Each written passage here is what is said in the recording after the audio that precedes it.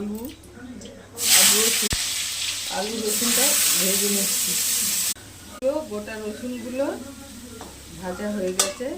এবার পেঁয়াজ দিলাম, কাঁচা লঙ্কা কুচানো ছিল দিয়ে দিলাম, কুচানোটা দিয়ে দিলাম, লবণ দিলাম, হলুদ দিলাম, অল্প একটু চিনি দিলাম। ঠিক আছে, এবার ডিমগুলো ফাটিয়ে দিয়ে দিলাম।